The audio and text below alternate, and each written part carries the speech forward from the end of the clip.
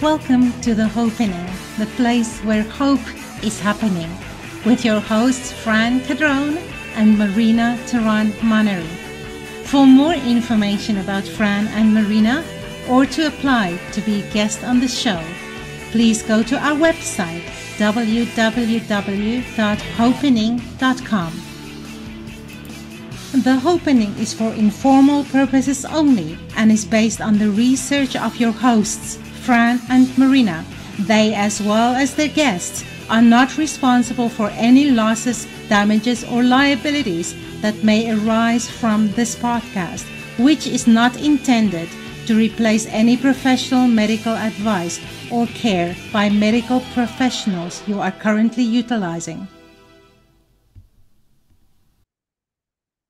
Welcome, everyone, to Hopenning number 79, the place where hope is happening.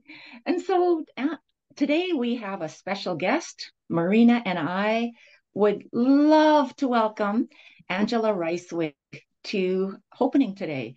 And Angela, Heart Song Music. As soon as I saw the title, I was smitten. I was smitten.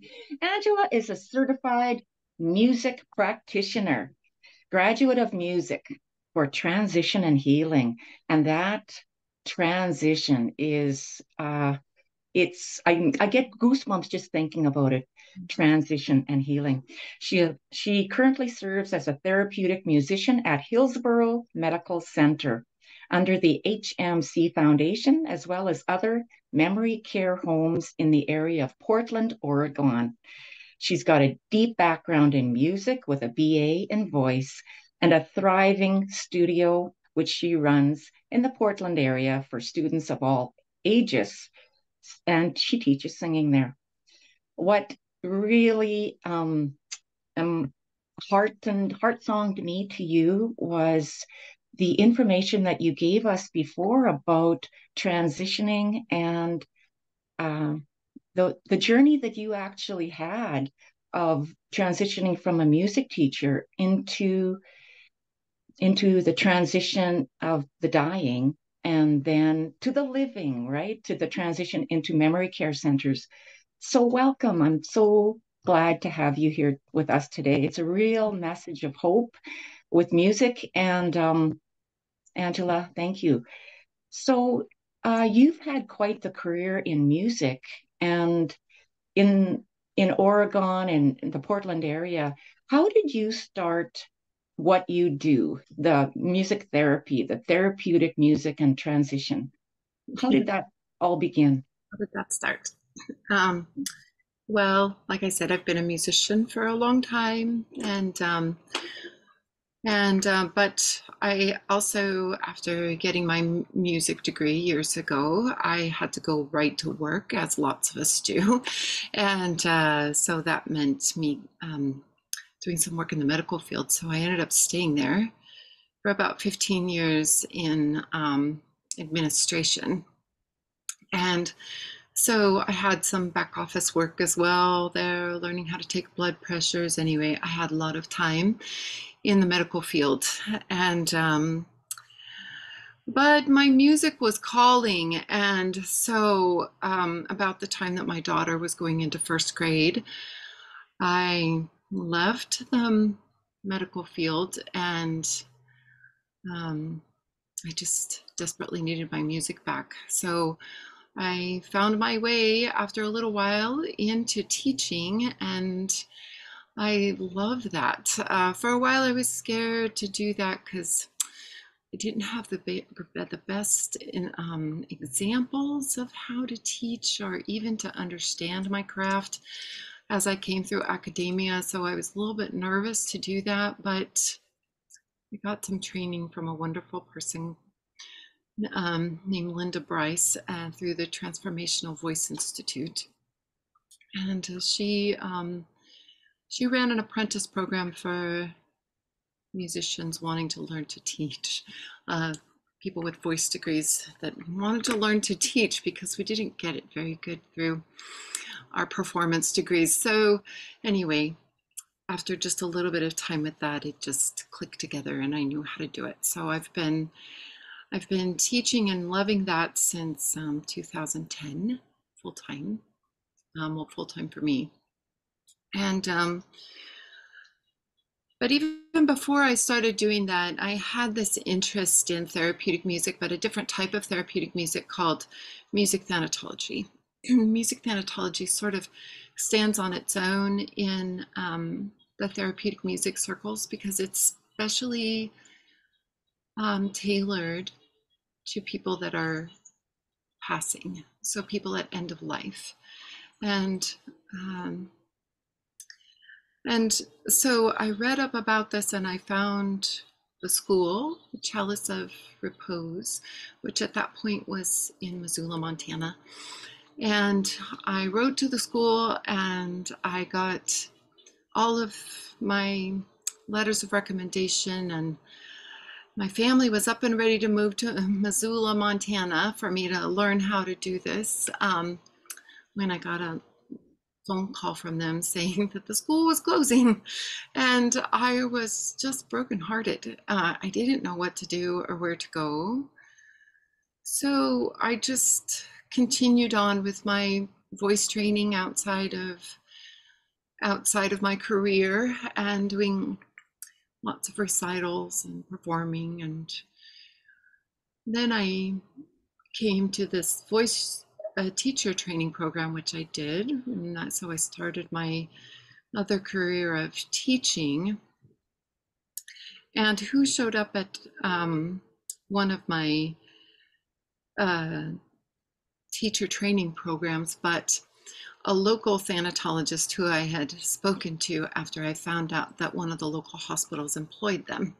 And so her name is Laura Moya, and she is hugely instrumental in the music thanatology program here that's just recently been updated. And but at the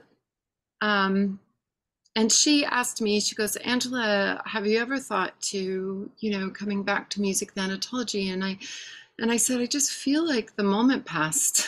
I feel like it passed, and I don't know. And she goes, well, you never know. And so I kept teaching. But then in 2019, just before pandemic, I had a big life change. So my marriage of almost 30 years ended, and I loved my music so much, and I know I needed to find a way to, because voice teaching can't be everything, not because it's hard to find the students, but I felt like if I was trying to fill up my time with students, then I couldn't be so much about the students, and I would lose my ability to really see them because I was seeing numbers. Do you know what I mean? I was just seeing ways to make money, which of course we all do. And so us in these alternative ways of living, it's both, right? We have to keep economics, but also our heart and people in mind. But I wanted to add something else. And I just sort of prayed. I was like, God, I want to keep making my money by music. And so I knew I wanted to keep the voice studio, but I didn't know what to do. So I called my friend Laura up, and she said, Angela, the music thanatology training program is like, it's just, there isn't anything right now. And so I totally support you in this, but I want you to look at a couple of these other programs. And so one of them was just harp therapy, which I didn't play the harp then, so I didn't feel like I could just do that. But then the other was this program called Music for Transition and Healing. So I called up the office, and my phone call was returned by the CEO. So how's that for attention? And she talked me through what my life would look, what the training program is, and long talk with me about what I could offer. And during this time, I also hired a job coach because I wasn't sure that it was this or me just doing something complementary to my, but not necessarily complementary music-wise, but complementary time-wise. So like potentially using a completely different part of my brain, like doing real estate appraisals or something like that. But my job coach said, Angela, every time I hear you talk about therapeutic music, your voice changes. And I was like, okay, that's what I'm supposed to do, right? So I've learned through my own journey to when my intuition is speaking to me. And so I called them back up at Music for Transition and Healing and said, sign me up for the next round of training. So, and then I immediately called a music thanatologist friend who's a harp teacher and got to learning the harp. And so I was set to begin my training in February of 2020. And that class, just for reasons of its own, got pushed until March. And then guess what happened in March? Pandemic. Lockdown. Yeah. So we were completely locked down, which had disastrous effects, not right away, but eventually on my voice studio, because singing is droplets, right? And so I had to quickly transition to doing everything on Zoom. So we're all experts on Zoom now. I never in my life really would have entertained the idea of doing voice lessons over Zoom, but had to quickly adjust. And families were profoundly grateful because these kids and even the adults were just stuck inside with no interaction. And so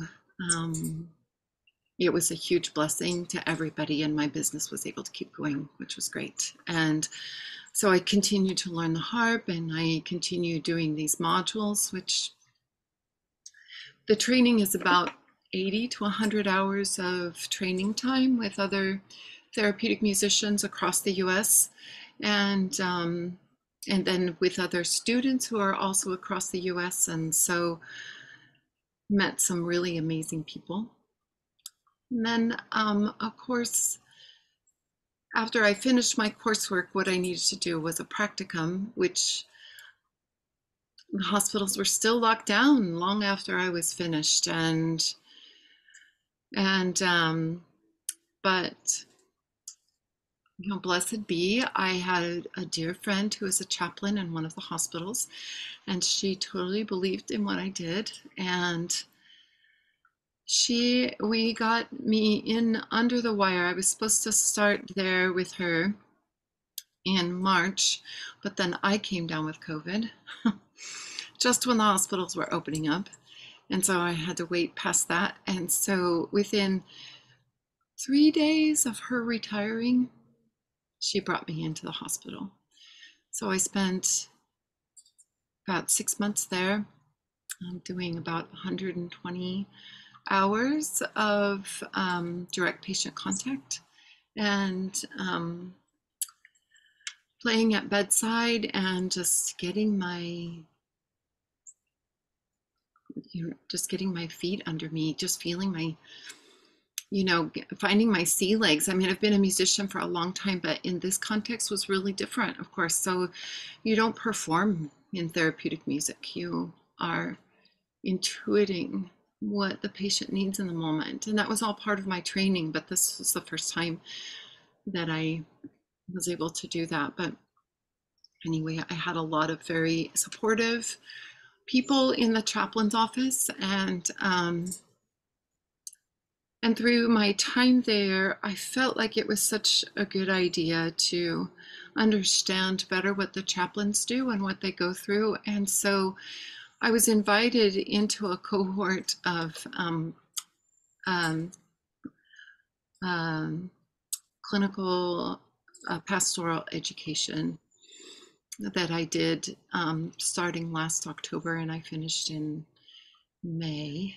And so I had to, and anybody who you might talk to about clinical pastoral education, it's quite a process of of understanding the needs of patients in the hospital. So I was, as part of that work, I was also walking in and talking with patients without my harp and without my music, to just find out how they are and what they're doing. And it doesn't, I think though we, even in our cohort, we struggled with the term chaplain, because for a lot of people it does have a religious connotation, and sometimes people are really comforted by that, but sometimes people are put off by that. And so learning to be able to just be with people wherever they are, without expectation or without any like rules, was really powerful learning for me also. So I did part of, so I had already done my practicum for music for transition and healing, and I graduated in February. And then I was continuing my necessary hours for this clinical pastoral education through May. And then December of last year, the Hospital Foundation was so pleased with my addition there at the hospital that, and with my dear friend Julie, who had retired but had presented the foundation with a request for funding for my work, that came through. And so I've been working at the hospital for, well, pretty continuously for 1.5 years, but just about 6 months as a paid therapeutic musician. And they just upped my contract, so I'm there again for the foreseeable future, thank God. And so that's the story in brief. Absolutely amazing, Angela. My goodness, there's so many things just touched me. And the first one, as a fellow singer and musician, is that when music is the song of your soul, it calls you. And it lights you up. So I can really appreciate that. So what does a day in your life look like now? Well, a day as a therapeutic musician in the hospital looks like me coming in the morning and going through the census of the hospital. That's what they call the whole list of patients in the hospital. And it's a small hospital compared to so many. And I look for the patients that have either been referred to me from a nurse or by a chaplain. Anybody can request, but then also I look myself and I see, especially if they've been there for a long time or if they have a particular diagnosis. And so I put them on my list to go visit that day. And so I just knock on the door and I walk in with my harp and I introduce myself and tell them they're on my list today to check on, and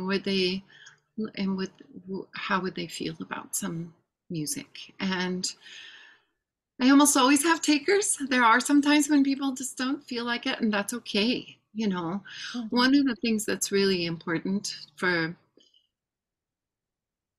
me and other people who offer things in the hospital is that people who are sick don't have a lot of agency. There's a lot of things that they have to do.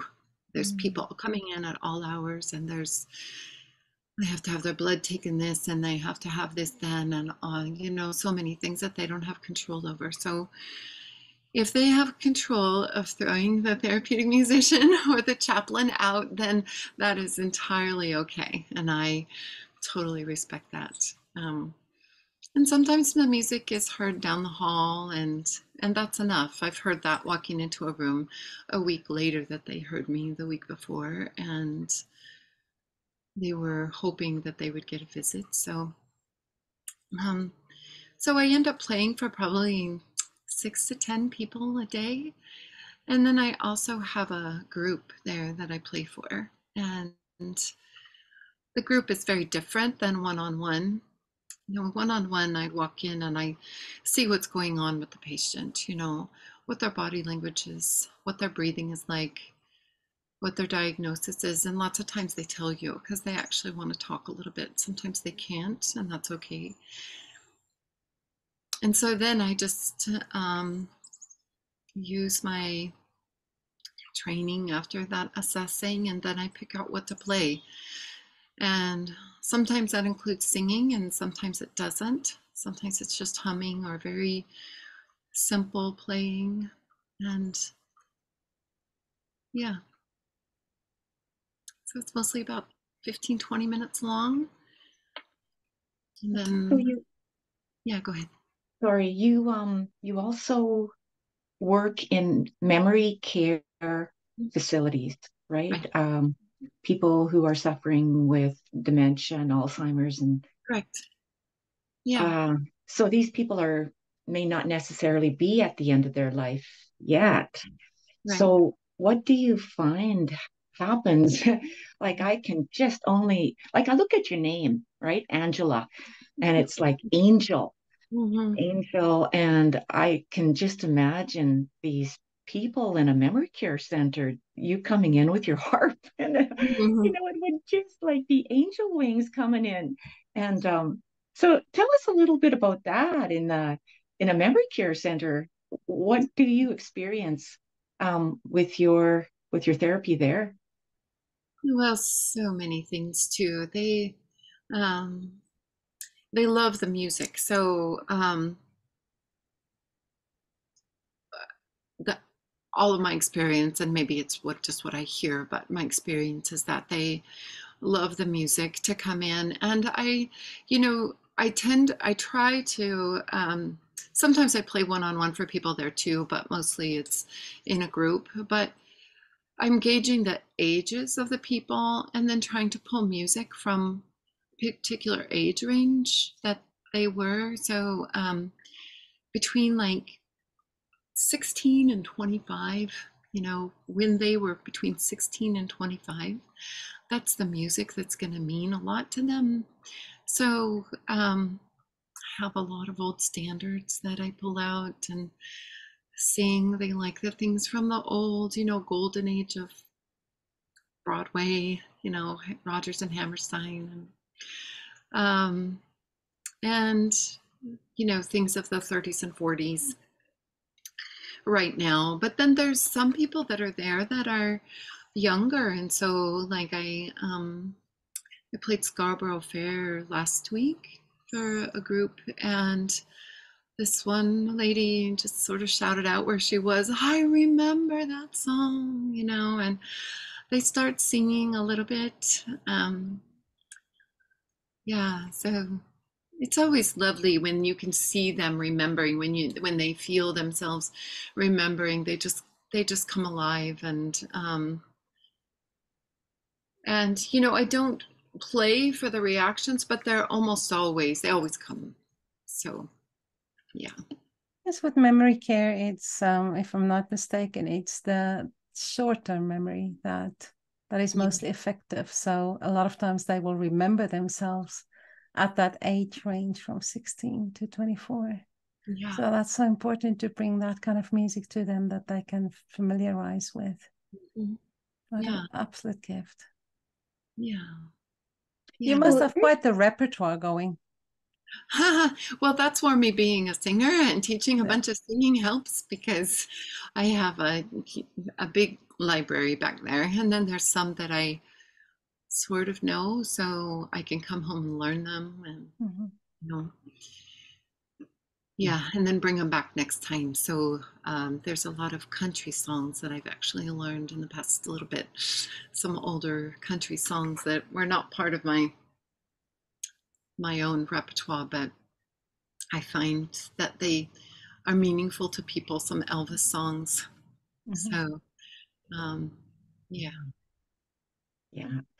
I think even the Beatles, we're Yeah. getting into that era where the 60s and the 70s and the Beatles, you talk about Scarborough Fair, that's that same era, right? And I think that there's a huge um, baby boomer generation that's coming up where Right. they would really appreciate those music connections to healthy times in their lives where there was so much happiness and joy and you're going to live forever, right? We always feel between those ages we're going to live forever.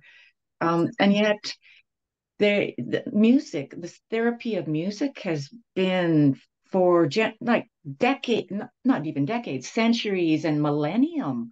Like back in the Bible, there were, they talked about the therapy of music. I mean, King David, well, David wasn't even a king yet. Right. He was playing for Saul to calm Saul down because King Saul had anxiety.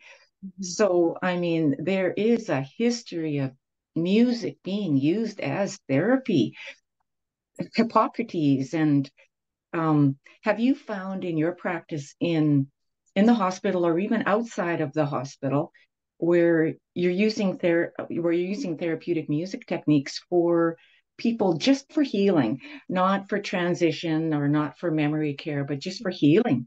Yeah, no, the majority of my patients are not in transition. They're just recovering, right? Or they're very ill in the hospital, or they just have memory issues. Sometimes people are fine, like they're just recovering from a broken leg. So there's really not, they're not acute in any way. They're just, so for them, it's like distraction and also helping them to relax a little bit.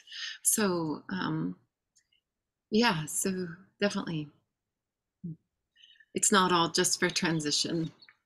Yeah, it's very different music for transition. We don't sing words per se for with transition.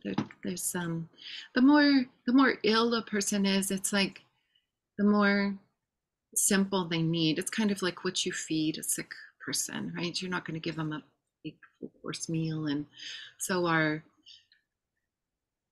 all of the work that we learned how to do as performers, Marina, I mean, we just like reduce, it's like reduced so far, and they need only this little bit. And sometimes that's hard for us as performers to get, like, you don't have to do all of that you used to have to do, because that's not the need here. That's not the goal here. And I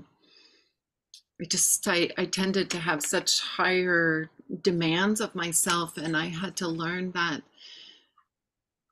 it's more simple than that, and that I need to just pay attention to them rather than to like all the shoulds in my head from because vocal technique can be it's very demanding. It's like a high wire act, and but this sort of thing is very grounding. Your feet are on the floor. You're very much at eye level with the patients and with the people that you're working with. You're this close, So, um, and then also there's this like soul to soul connection. So I'm gauging what their emotional state is, and if they've told me like their spiritual state, sometimes they do. Sometimes they say they just can't feel.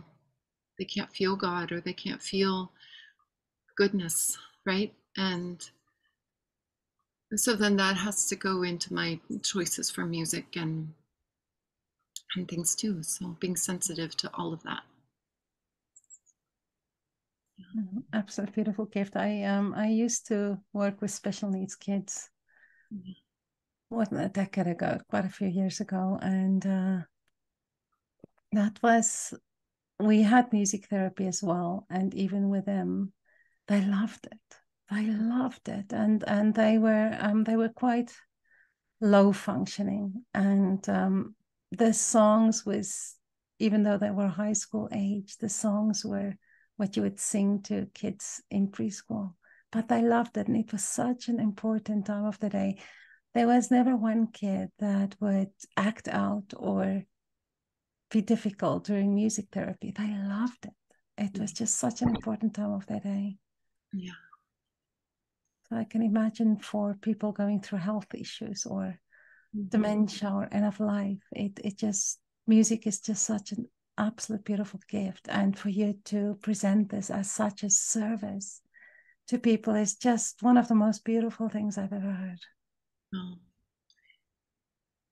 I think, and it's extremely progressive of the hospital to, it's so progressive. I mean, I tend to think about hospitals as so prescriptive. It's so nurse coming around with a cart of pills and, check your blood pressure and put the thing on your finger. And yet the music is just so deep and soulful, even the vibration of the music, that whether it's a singing or whether it's the harping or just those vibrations are just create something so different, I think, rather than a stark white hospital room. Yes, it does.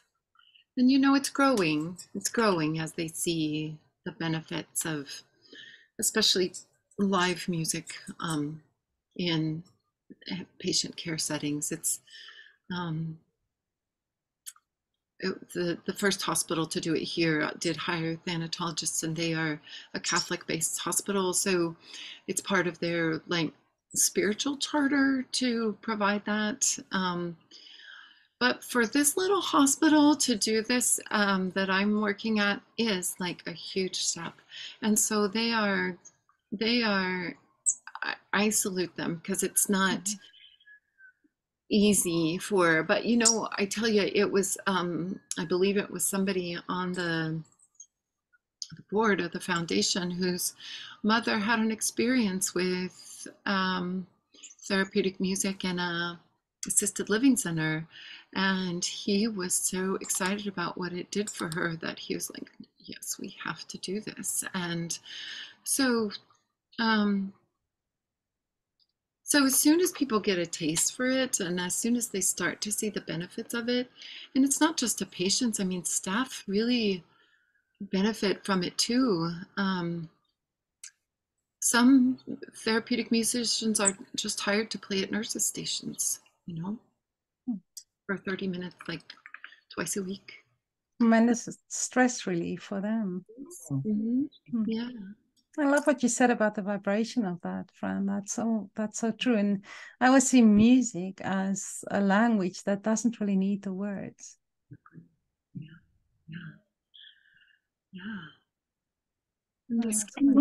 At one point in your career, I think you did cantering. Is that what it's called? No, Canting? No, cantering. It's you're Catholic, right? Right, and it's a repetitive type of. Can you explain it a little bit? I know what it is, but it's difficult for me to explain because I don't have a music background. Well, the Catholic Church has, not just many liturgical churches have designated readings. They call it the lectionary, designated readings for the week. And most of the time people will get up and read just a portion out of it, and then there's a response from the congregation. But the Catholic Church has the Psalm, so there's an Old Testament reading and a New Testament reading, but then there's also a Psalm, and then there's a Gospel. And the Old Testament reading is read by somebody, as well as the New Testament reading, but the Psalm is a responsorial. So it means that a cantor, a singer, will get up and sing the verses and then invite the congregation to respond with the chorus, right? And it's just a response that they sing back to you. So everybody's singing together. And I came from a much more, well, my spiritual background is, Heinz 57. But I really just loved the way that that in the Catholic Church you sing your prayers, right? It was just a way that, and the whole congregation was invited to sing their prayers. It wasn't like another performance with spotlights. Do you know what I mean? Whereas in some of the more contemporary type of churches, there's feels a little bit more like a performing aspect. And so I loved that. And then once you get into the actual Mass, there's other responses that are sung too. And so then the cantor leads the congregation in those. And there's cantors also in the Jewish faith as well. Cantors in the Jewish faith are actually considered clergy, and they have to go to a special school for that and graduate from that. Whereas cantors in the Catholic Church, and sometimes they have them in higher Episcopal churches instead, that actually sing. I remember the movie The Jazz Singer in the 80s with Neil Diamond. He was in the Jewish faith. He was a cantor, Yeah.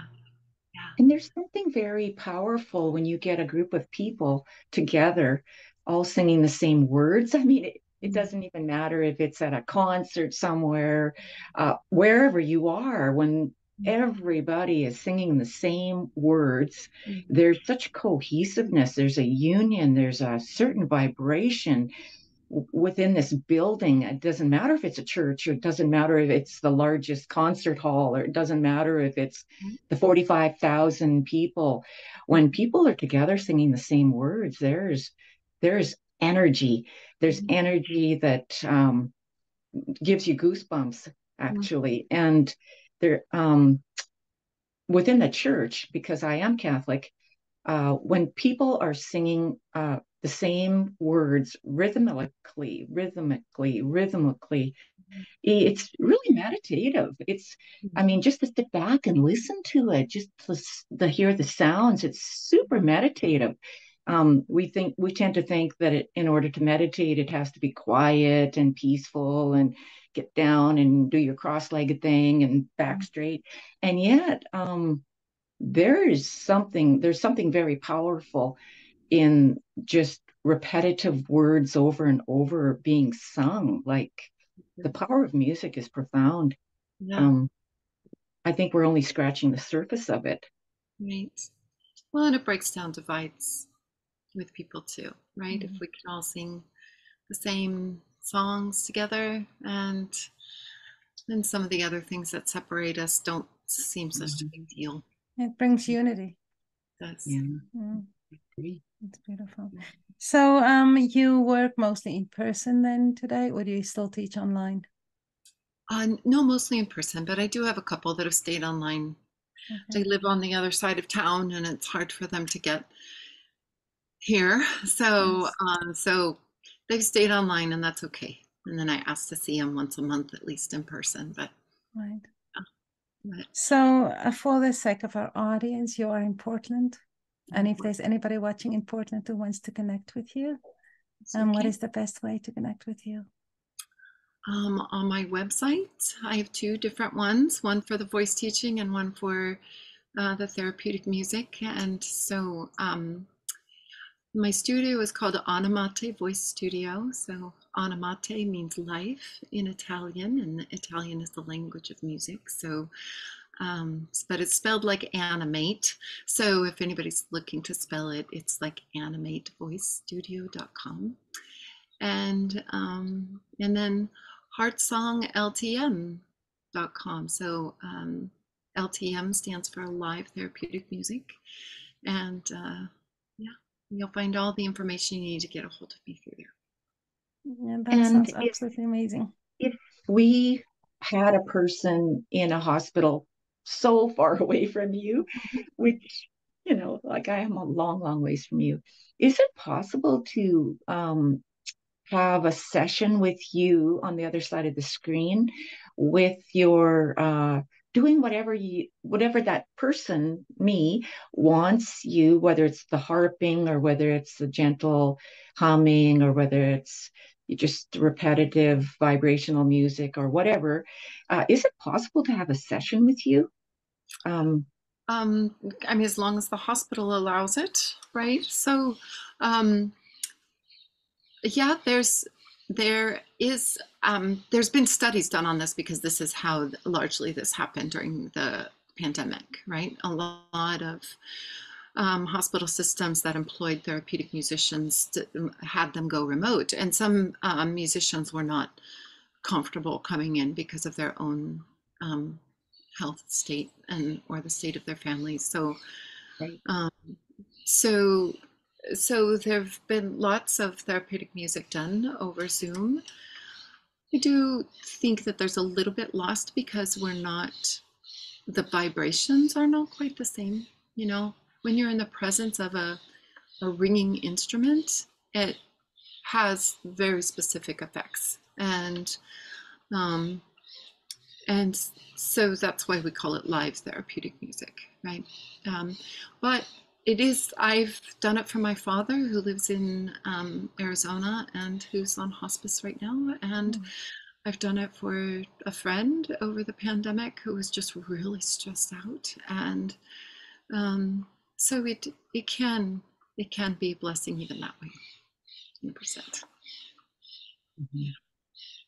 So how do people get a hold of you? Say if we are far, far away and we wanted to give a gift, right? A gift to someone who maybe would really benefit from that. Would we go through your website or Yes. would we contact you through your Well, website? there's a form on the website that you can fill out, and it will direct you right to me with all your pertinent information, and I will contact you then and we could set something up. I think that would be a beautiful gift, like a beautiful, I can't even imagine anything more beautiful, really. You know, people bring all kinds of things, chocolates and flowers and whatnot to a hospital room or to a person who's in palliative care somewhere. And yet, wow, what a beautiful gift to get the gift of someone like you and what you do. I just, Thank I you. can't even imagine. Yeah. Yeah, like I said, it's my privilege. I sometimes feel like and my blessing, I sometimes feel just really overwhelmed that I'm able to do this. It's it's such a blessing to me too. So you are truly in service, and that's so beautiful. Yeah. Well, thank you so much for joining us today, Angela, with your absolutely amazing story and your beautiful service and educating us in something that I was never aware of. And so thank you again. And we will put links to your website in our publication. You have a Facebook page too that I've been adding stories to. So you'll find some different stories of my therapeutic music work there, and just for some other examples and real life situations. So you're welcome. And your Facebook page is called Heart Tongue. One word, right? Heart Tongue. Yeah, Heart Tongue. I think it might be Heart Tongue LTM. So I'll always just add that last little bit, but you'll see my blue harp there. And perfect. Okay. Well, it's been a pleasure. It's been a privilege. It's gives me goosebumps. I've got goosebumps here because I just think it's so necessary in the world just to have that. Oh, it's harmony, it's melody, it's everything, right? It's just so beautiful what you do. So thank you. Thanks for joining us. My pleasure, and thank you for inviting me. And I'm following your work, and I've enjoyed a number of your interviews. So thank you for doing them and bringing hope to the world the way you guys do. It's really Thank you, Angela. Mm-hmm. And thank you, everybody, for tuning in today and watching us. And we will be back next time with more hope.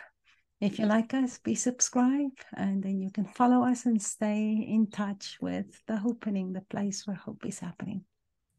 Thank you so much. Thank you.